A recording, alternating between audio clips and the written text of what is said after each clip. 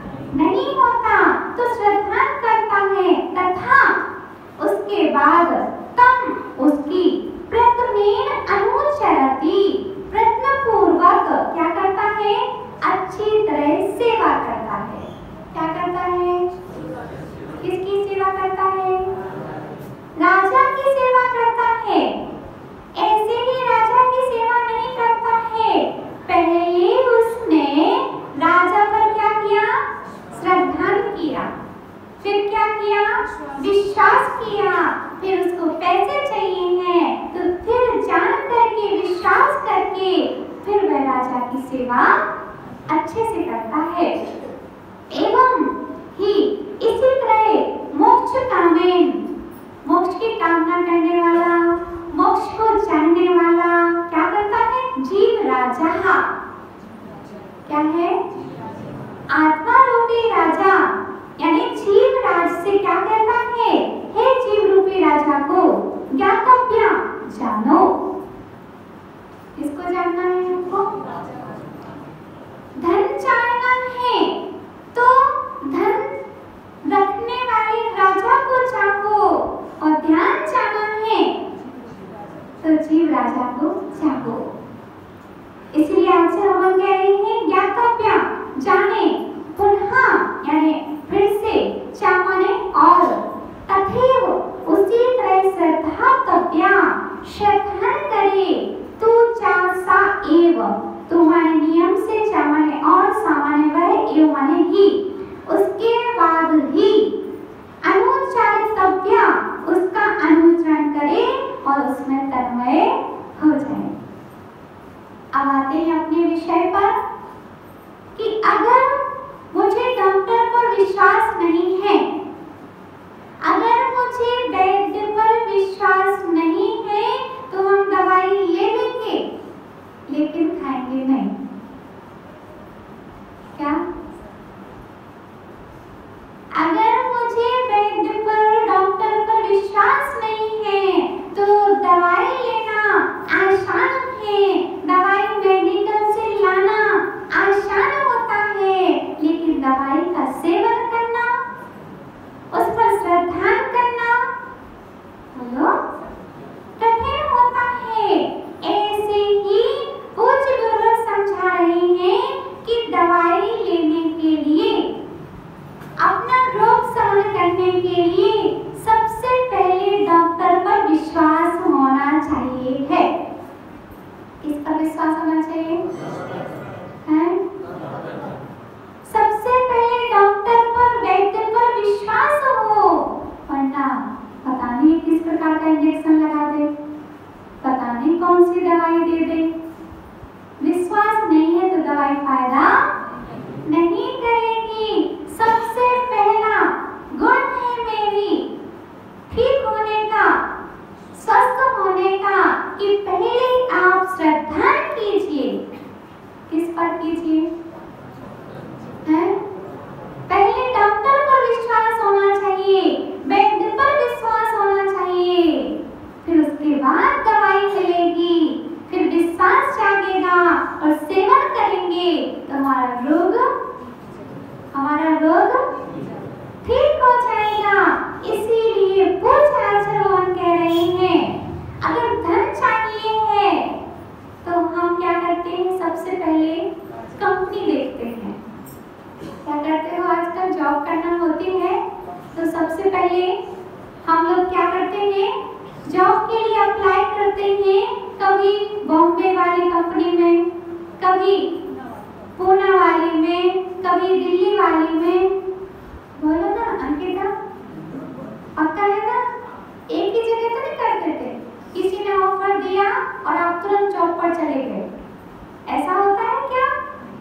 फिर क्या होता है?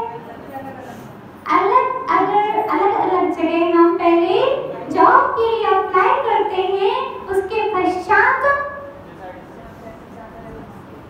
बोलो, फिर मुझे लगता है इसकी अपेक्षा ये अच्छा है, इसकी अपेक्षा ये अच्छा है, और जहां पर देखो भैया पूर्ण विश्वास हो जाता है कि यह मालिक ठीक है, तो उस पर श्रद्धान हो जाता है। श्रद्धान होता है तो विश्वास हो जाता है, फिर मन लगा करके हम जॉब करते हैं, तब मुझे पैसे मिलते हैं। ऐसी आत्मा रूपी राजा पर पहले विश्वास तो होना चाहिए। बोलो, आत्मा रूपी राजा पर पहले विश्वास तो होना चाहिए, तब तो आप प्रवेश कर पाओगे। वरना हम क्या करेंगे? एक स्कूल में तो हम पढ़ेंगे,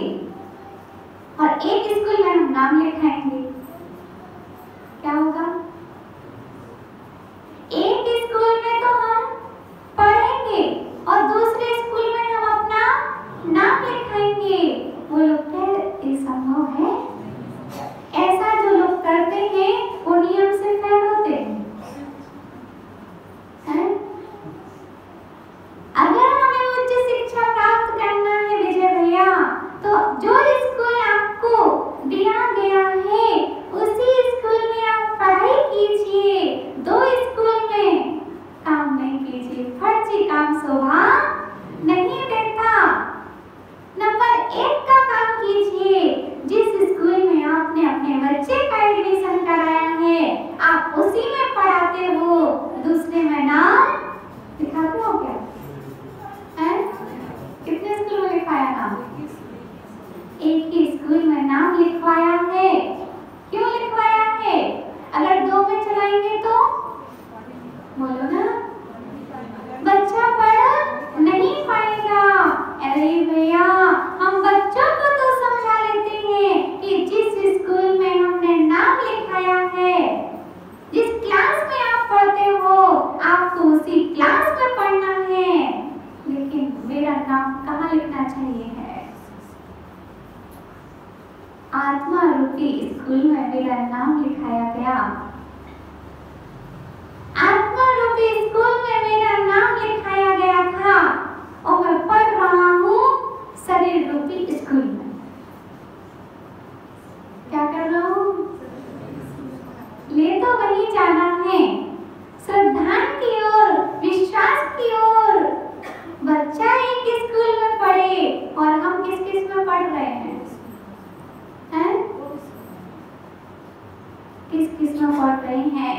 आत्मा रूपी स्कूल में नाम लिखाने को बोला था सर्वज्ञ देव ने। और माँ जनवाणी ने कहा था कि तुम्हें अपना एडमिशन मात्र आत्मा रूपी स्कूल में ही कराना है। और तुमने क्या किया? भाग करके शरीर रूपी में स्कूल में आ गए। अब शरीर स्कूल वाले स्कूल में तुम्हारा नाम तो लिखा है नहीं, ऐसे ही घूम रहे हो, उसी पर विश्वास कर रहे हो। अब क्या होगा? बैठने तो मिल जाएगा, हैं? बैठने तो मिल जाएगा, लेकिन पास नहीं हो पाओगे।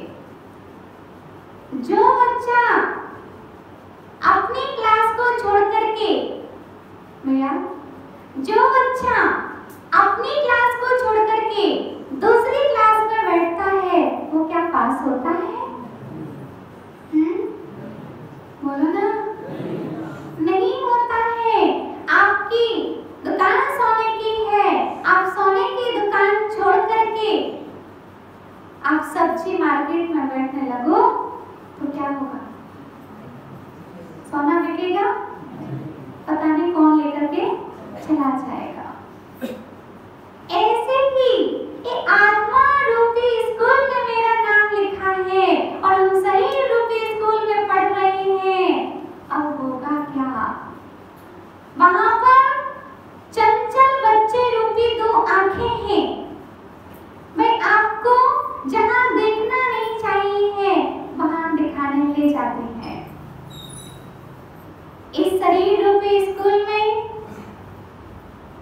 इस शरीर रूपी स्कूल में मनोरंजन की हर सुविधा है, लेकिन आत्मरंजन की एक भी सुविधा नहीं है। आपको कैसा खाना है, कैसा बनाना है, कैसा चखना है, कैसा बोलना है, इस शरीर रूपी स्कूल में सब संभव है, लेकिन आत्म कल्याण कैसे करना है इस शरीर रूपी स्कूल में नहीं सिखाया जाता। इसीलिए पूज्य आचार्य बन कह रहे हैं, जिस स्कूल में हमने एडमिशन कराया है उसी पर विश्वास करो, उसी पर श्रद्धा करो, क्योंकि बिना श्रद्धा के दवा फायदा नहीं करती और बिना श्रद्धा के आत्मा में प्रवेश नहीं होता। आत्मा में प्रवेश कैसे करें? एक सम्यक दर्शन का दरवाजा है, एक सम्यक ज्ञान का दरवाजा है और एक सम्यक चारित्र का दरवाजा है। पहुंचना है आत्मा में, पहुंचना है आत्मा में, तो बिना श्रद्धा के नहीं पहुंच सकते, क्योंकि बिना श्रद्धा के पहुंचोगे तो आनंद नहीं आएगा, आनंद नहीं आएगा। बच्चा जहाँ नहीं पढ़ना चाहता है आप वहाँ पढ़ाओगे तो बच्चे का मन नहीं लगेगा। ऐसे ही आत्मा का आनंद आत्मा में ही है, अगर शरीर में हम लगवाएंगे तो फिर आत्मा को प्रसन्नता नहीं होगी। प्रिय आत्मन,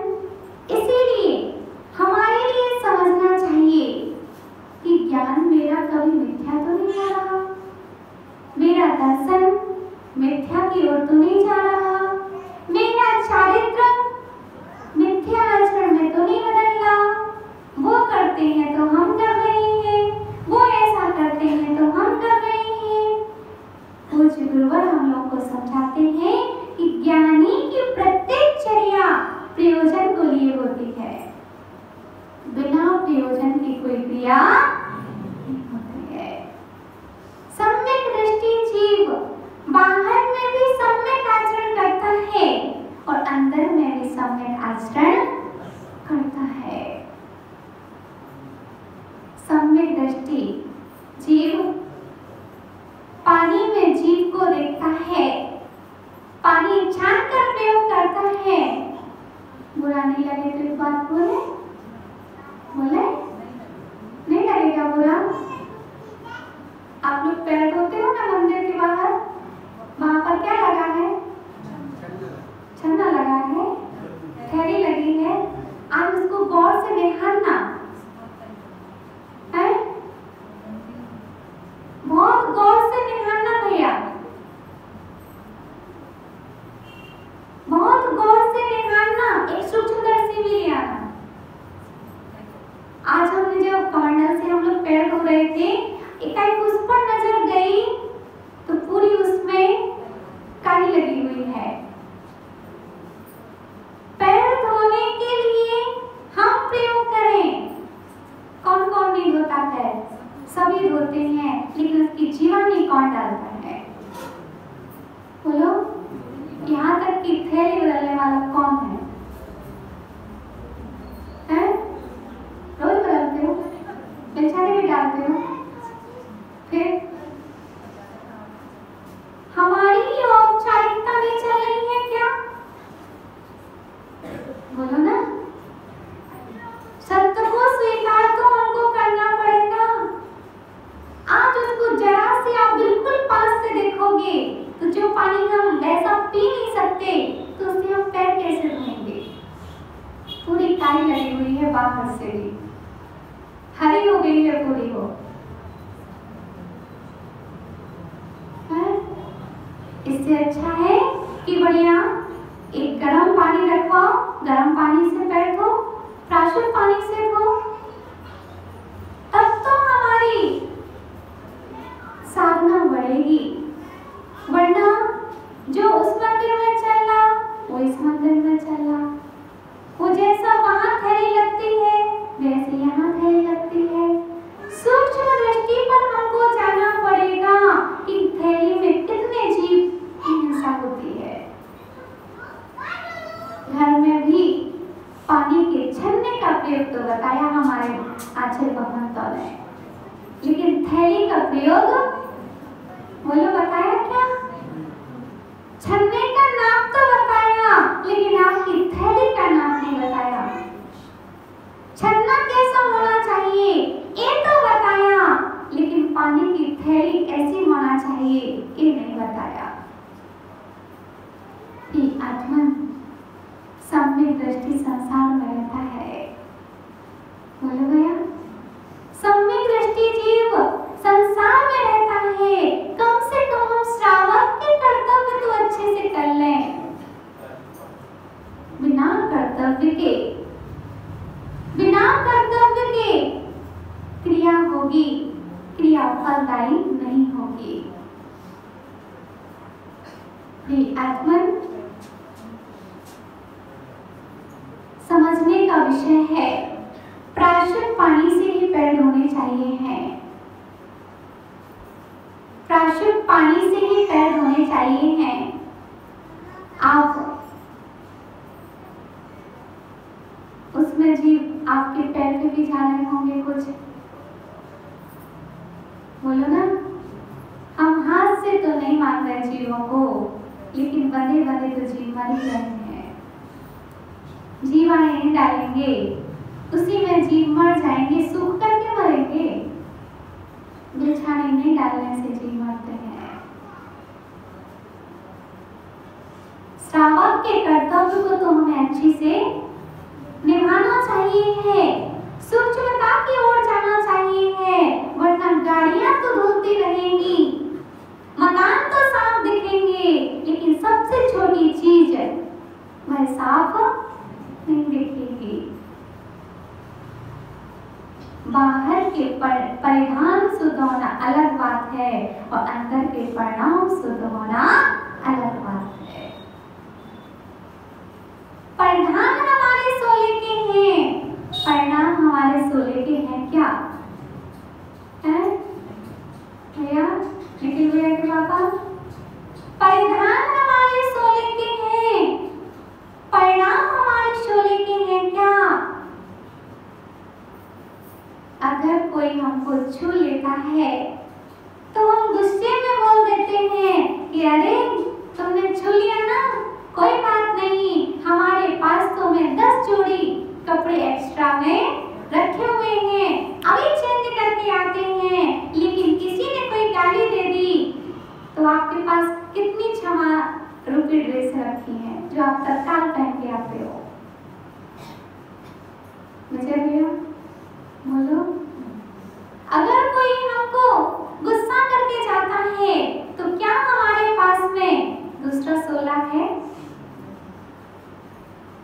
बोलो ना, क्या दूसरा 16 है जो हम चेंज करके आएंगे और वैसा ही चेहरा उसके सामने पेश करेंगे? बोलो ना, पीछे वाले भैया लोगों बोलो। जिसने मुझे गाली दी, जिसने मुझे गाली दी और आप 2 मिनट तक उससे कहो कि भैया रुकना, अभी हम चेंज करते हैं, परिधान चेंज कर करके हम ड्रेस कर लेते हैं, लेकिन परिणाम हमारे चेंज नहीं हो पाते हैं। परिधान एक्स्ट्रा में रखते हैं, क्या परिणाम भी एक्स्ट्रा में रखते हैं? परिधान 16 के होते हैं, क्या परिणाम भी 16 के रखते हैं? 16 के परिणाम चाहिए, तभी मन शुद्धि, वचन शुद्धि और एक बार बोलो, मन शुद्धि, वचन शुद्धि, काय शुद्धि। एक कब बोलना चाहिए? चौके में। कब बोलना चाहिए? चौके में कि हर मौके में? मन शुद्धि, वचन शुद्धि, काय शुद्धि अकेले चौके में आवश्यक है कि हर मौके के लिए आवश्यक है? मन शुद्धि, वचन शुद्धि, काय शुद्धि अकेले चौके के लिए आवश्यक नहीं है, हर मौके के लिए आवश्यक है। मंदिर में प्रवेश करना, राजू भैया, मंदिर में प्रवेश करना हमको तो सबसे पहले बोल देना चाहिए अपन को मन में कि हे भगवान, मन शुद्धि, वचन शुद्धि, काय शुद्धि। नहीं बोल सकते क्या हम मन में? मन शुद्ध होगा, तन शुद्ध होगा, फिर वचन शुद्ध होगा। बाहर की शुद्धि जितनी आवश्यक है, उतनी अंदर की विशुद्धि भी आवश्यक है। इसीलिए प्री आत्मन बहुत से आचार्य ओपन कह रहे हैं कि श्रद्धा आवश्यक है। आत्मा की श्रद्धा करो, अगर आत्मा की श्रद्धा नहीं हुई तो आप पर में भटकते रहोगे, और पर में रहने वाला परम को प्राप्त नहीं होता। पर में रहने वाला परम पद को प्राप्त नहीं होता, निज में रहने वाला निज पद में को प्राप्त होता है। बोलो, किसको प्राप्त होना है? श्रद्धा किसका होना चाहिए? फिर निज आत्मा की चिंता करो। पर की चिंता में तो 60 साल निकाल दिए, लेकिन निज की चिंता में कितने दिन निकाल दिए? माता जी, हमको टाइम नहीं मिलता है मंदिर आने का। आप बोलती हो माता जी, सत्य है, हम आपकी बात मानते हैं मामा जी। मामा जी, हम आपकी बात मानते हैं। माता जी, आपने बिल्कुल सही बोला कि मंदिर आना चाहिए, लेकिन हमको टाइम नहीं मिलता। आपको क्या है? आपको क्या है? ना आपका परिवार है, ना ही आपके बच्चे हैं, ना ही दुकान है। आपका क्या है? आपका तो वही काम है। इसीलिए आप लोग देख लो, हम लोग के चेहरे देखना और अपना चेहरा देखना कि हम लोग हर परिस्थिति में प्रसन्न रहते हैं, और आपको टाइम नहीं मिलता तो आपका चेहरा थोड़ी सी खुशी में गुब्बारे की तरह फूल जाता है, और थोड़े से दुख में गुब्बारे की तरह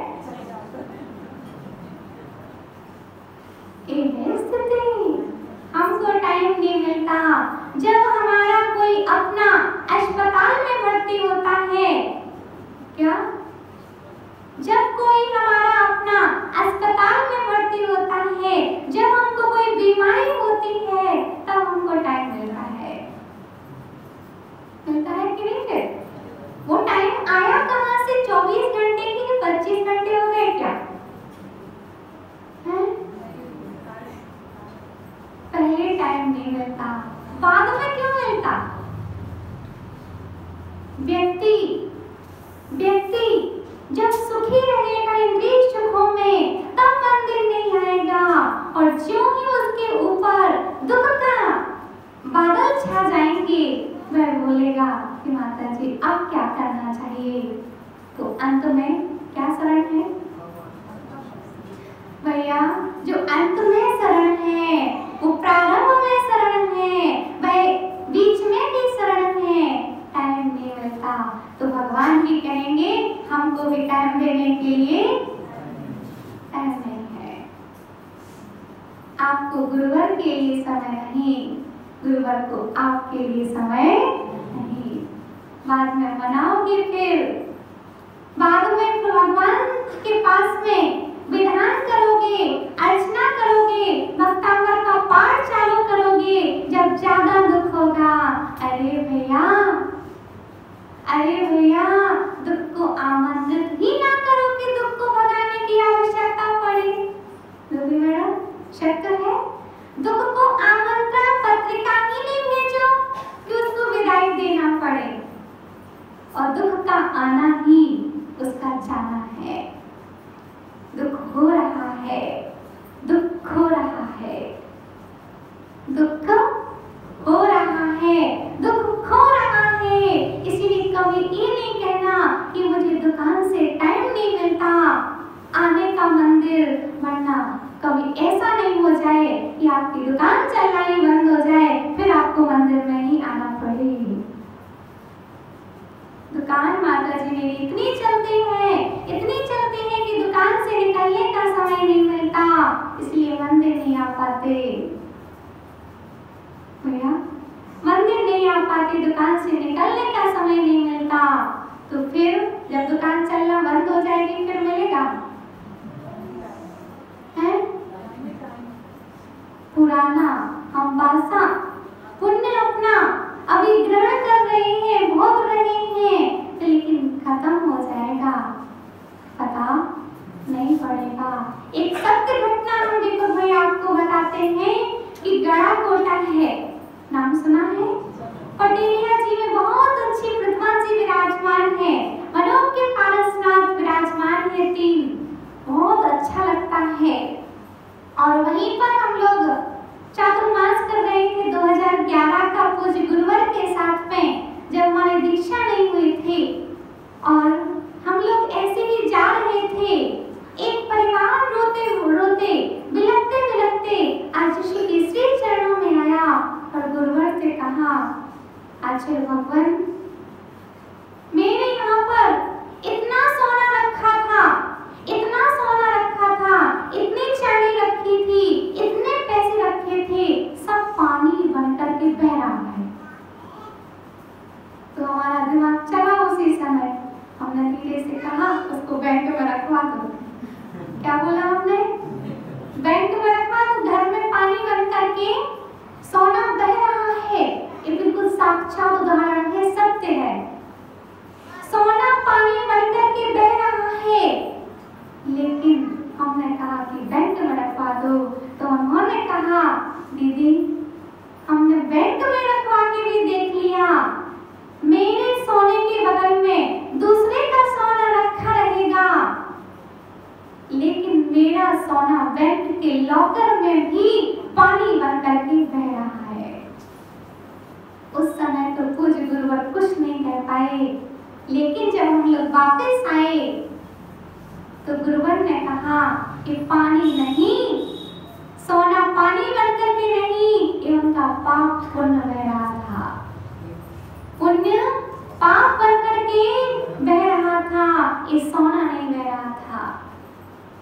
इतना सोना था उनके पास में, जो करोड़पति अरबपति होते थे, आज वो किराए के मकान में है। अब बोलो, सोने पर विश्वास, चांदी पर विश्वास, घर पर विश्वास, मकान पर विश्वास, पत्नी पर विश्वास, लेकिन आत्मा पर विश्वास नहीं। मैंने सब पर विश्वास किया, लेकिन सर्वज्ञ पर विश्वास नहीं किया।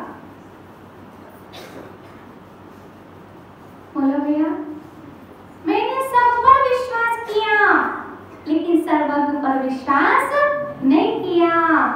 मैंने सबकी आत्माओं पर विश्वास किया, लेकिन अपनी आत्मा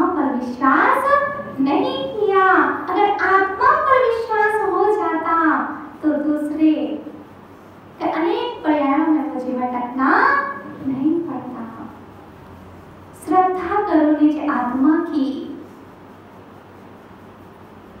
श्रद्धा करो निज आत्मा की, क्योंकि आत्मा में ही सम्यक दर्शन होता है, आत्मा में ही सम्यक ज्ञान होता है और आत्मा में ही सम्यक चारित्र होता है। और ये नहीं होंगे तो क्या होगा राजू भैया? मिथ्या दर्शन होगा, मिथ्या ज्ञान होगा और मिथ्या चारित्र होगा। तो माता जी ये होंगे तो हमको क्या करना चाहिए है? तो लाओ माचिस, क्या करो? लाओ माचिस।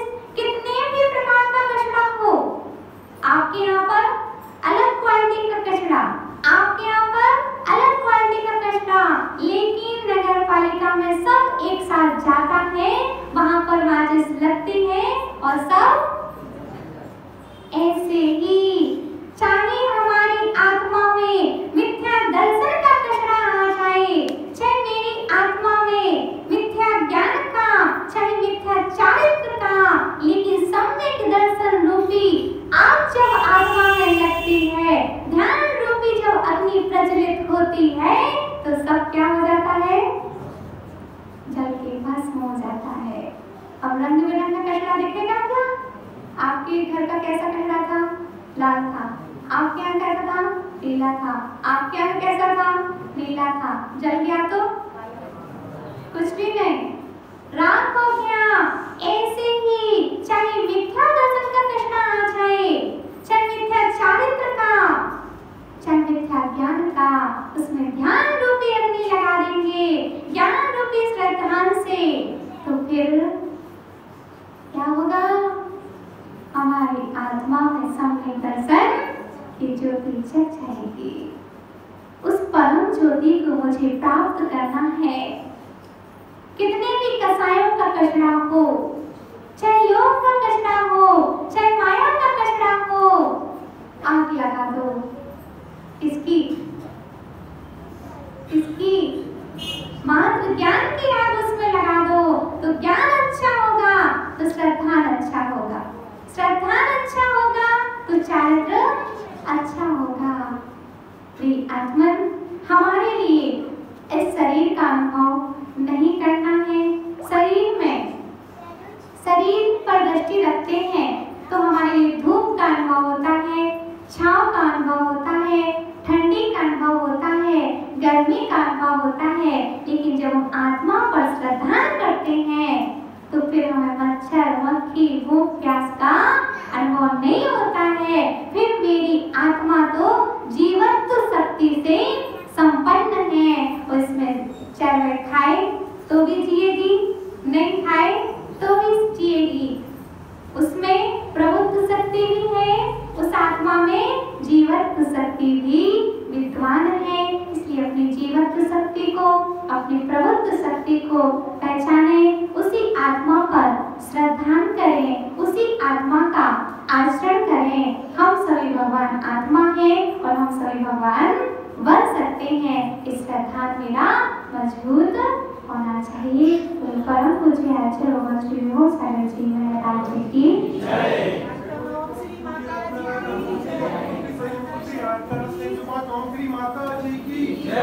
श्वास श्वास में तुझे बसाए, हे जिनवाणी माँ, बारी बारी हम शीश झुकाए।